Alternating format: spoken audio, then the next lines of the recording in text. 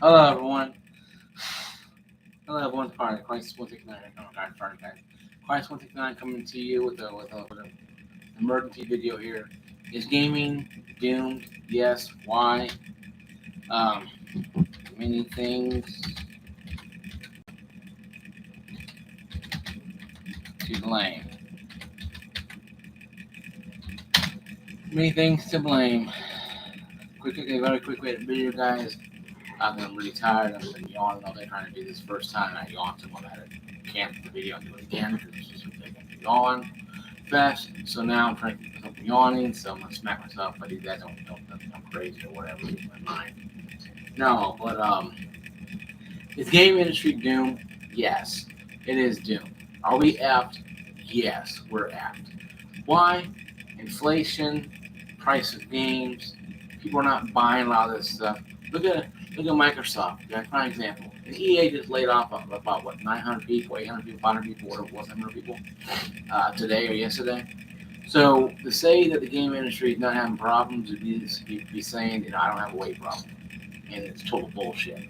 Both problems exist. I have a weight problem, and EA has a problem when it comes to the game industry problem when it comes to people keep your job, people a job. Um, but is it anything we can do about it? Not really. I mean, this is why you're seeing all these damn remasters coming out. Remasters, yeah. How many times can you remaster The Last of Us? Part one. Part two hasn't been out that long at all. But I don't see 15. I don't see 7 remasters of that game. Or Resistance, Fall of Man. Sneeze coming out, sorry guys. Or Ratchet and Clank. All the games Ratchet and Clank. Collection remastered. So why only certain games getting the special wand treatment? Is it because it's quick cash, or are they really trying to create new things, or they're really trying to hang on to what they have? I think a little bit of everything. I think developers today are missing the COVID because COVID was so easy for them. They can pump out games like Battlefield. It didn't matter if it stunk or not. It didn't matter if it worked or not. Call of Duty and Battlefield 2042 didn't matter because it comes out, it's like a mess, people are stuck at home. Most states are stuck at home for hours on end, days on end. So you didn't have a place to go. You eat, sleep, and stayed at home. So you only went to Walmart certain hours a day in certain states. So when you flooded the stores, you might have bought a big game, you might have bought a PlayStation 5, you could find one, or an Xbox, or even a Switch for this matter. So let's look at Nintendo, for example, too. Animal Crossing came out, the new expansion came out, the new game came out. Sold like hotcakes. If COVID didn't happen in 2020, onward, would that have sold? Probably not. It may not as well as it did. But going back to the original hypothesis, people will buy anything that they remotely have interest in if it's going to entertain them for a few hours. You have to understand, subscription-based programs were exploding in 2020. Like I said, a lot of people couldn't even leave their damn states. Okay? And they were stuck in their states, stuck in their houses. No school, school is only homeschooled.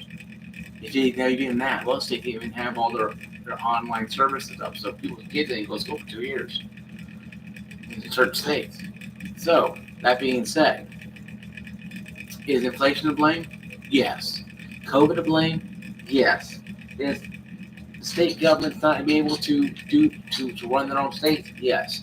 But the game industry, I think it boils down to more the lack of ideas because they didn't have to have ideas.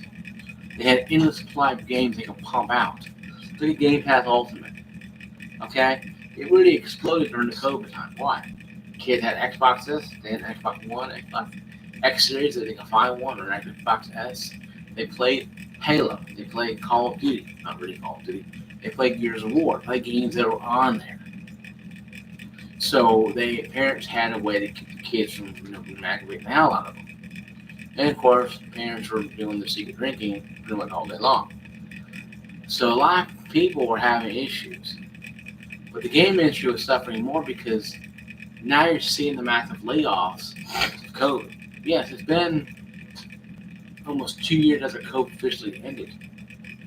We're still seeing the unraveling of all this. It's because EA let go about 500, 700 people. 150, 200, 700 people. Say 150, 700 people. Say 100 to 700 people. I don't have the exact number in front of me. And more probably coming too. So when big companies are laying people off, these not mom and pop. They're not small companies, like small company that made RoboCop or companies like that. These are big ass companies like Microsoft and EA and Square Enix and Ubisoft. These companies, are not run of the mill, Johnny come latelys. These are pretty much established companies that have been around for decades. In some cases, like Activision, started the third party revolution. So when you have all this going on here, and you're seeing this, I'm seeing the crash looming, folks. We're ahead of our another gaming crash. How much damage is it going to be? Is it going to be the same as '83? I don't know. Now, it might be a revolt. You might see a lot of programmers and editors just leave. Hell with this, and they walk out the door because they're not getting paid for the services anymore. Well, what will happen? But it's going to happen, folks. It's going to happen, okay? The gaming crash is going to happen. We're seeing the cracks right now forming and breaking off. Now, it could be small gaming crashes where it could be small companies like maybe Square Enix goes out of business. EA might go out of business. Capcom might go out of business. Sega might finally fold up and disappear. Or they get bought up by Nintendo. You might have PlayStation and Microsoft fighting over the carcass of Capcom and EA, especially Capcom. With the Resident Evil series and EA for the Battlefield and Apex Legends and games like that. And Titanfall series that can be relaunched. A lot of things can come from this. And also Electronic, not Arts, but Square Enix with Tomb Raider. If what happens with Microsoft and Sony buy both the company. It has happened before. Tell company for all the time. Comcast and Spectrum both bought half of Time Warner. I have Spectrum. They have half of Comcast, so did half Time Warner, and so did Bridge House or Bridgegate or what Bridge House was called, Bright House, what it was called, and Time Warner has half of is owned by half of Comcast, the rest of Comcast. So to say that these things can't happen, what companies can't buy and start carving up everything is an understatement. It can't happen, folks. It can't happen. It will happen. It may happen. Okay, and that's something that we all need to look at. See, we had to go out there and go buy a bunch of services now just to play games now. And that's what killing the market is. We had to buy the EA Play. We have to buy the Ubisoft 20,000 damn thing they have. We had to buy the PlayStation Plus, Elite, Jones, 500 Gold, whatever, plus, triple, actually we're going to call it. And we have to have the Xbox Game Pass on everything just to play Halo. Unless you got Steam. And even Steam ain't going to have everything right away. So you have to have all these services and apps and gizmos just to play the basic games. So you have to have a Swiss Army knife for damn thing to pull it pocket. Oh, I'm going to play Xbox today. You got a gamer that can do that. I'm going to play PlayStation. I'm going to play Nintendo. So I'm trying to say, guys, is this. The gaming industry is heading towards a big issue. How much cost a big game? Let's say $100 million. And you have to have voice actors and actresses. You have to have programmers, lead artists, game testers, of course. And then unless you want to pull 2042 and a Halo and a Call of Duty. And you have to have directors to do all this stuff. Program managers and people like that in charge. And all this, just create one game, hopefully it sells. How much millions of dollars did Redfall cost? Anthem, Battlefield, Call of Duty, Modern Warfare 2, Halo Infinite? How much millions of dollars did these companies just take and throw at it, hoping it works, and it gets floundered or bad reviewed or doesn't work at all? Same as Redfall, and no one said the Redfall. So it's kind of hard to say, oh yeah, it's going to work. Well, how do you know it's going to work? There's no magic formula that's going to work. So tell me that a game's going to work because it's sold by a company is silly. The only reason why COVID was good, because a lot of people bought consoles online or went to the store when they could, because some states had certain hours the stores could only work. So they go in there and buy the Xbox or PlayStation. In most cases, on Xbox S, all they get their hands on, because a lot of people want the S because it's underpowered. If they bought the S, it's this or nothing. Or Nintendo Switch, they bought Animal Crossing, that game sold like hotcakes. So all that going on, and now you have a looming crash coming. People are letting people go. I don't think it's a crash per se. I think it's more or less people being let go from the COVID era. But even my job, they hired a lot of people. Even my job, we hired more people at my job to work because we had more hours of people working. But soon COVID started slowing down. And those $1 billion months we used to have, or $300-400 million months at the distribution center I worked at. And Walmart had one too, and Home Depot, and Sam's Club distribution centers, same Walmart, had extremely amount of money being spent. Play bonuses were left and right because they're going to keep people from leaving. Going home, getting that mailbox money. A lot of people leaving, going home, get mailbox money because they don't go buy it and get everybody money. Everything's free, so people go home and they're getting that mailbox money every month, or every week or 2 weeks. In most cases, most jobs, they're making more money getting mailbox money than they going to work. So a lot of people were just not going to work, getting the mailbox money, and that's why I think people were having a hard time with finding the work. But now it's even worse now because, with looming $20 an hour, $40 an hour, $100 an hour with people with wages, you're going to see a lot more games cost a lot more money. Meaning you're going to have AI probably making games eventually. Like you have Walmart or you have McDonald's go in there and press the kiosk and order your food now. You pay for it. I'll be surprised if you don't see within this year, next year, see a robot or an animatronic robot handing you a meal. I was created by a robot staff in the back. I will not be surprised if it happens this year. I'll be surprised if it happens in the next 2 years. But they're going to fry call Fred that makes fries a lot faster and safer than any human. So if that's an indication that we're going, AI can be used to make games. It may make them faster and better. Who knows? But there goes jobs. There goes human interface. There goes human interface and reaction. When we beat a game like Resident Evil Village, it's made by people who put the heart and soul. You beat a game as AI created it, you feel like you're playing some kind of AI adventure game. You're not playing like a human thought game. It's just going by what the world says, and it makes a game. And it could do that. And it could happen. Hope it doesn't, but it could happen.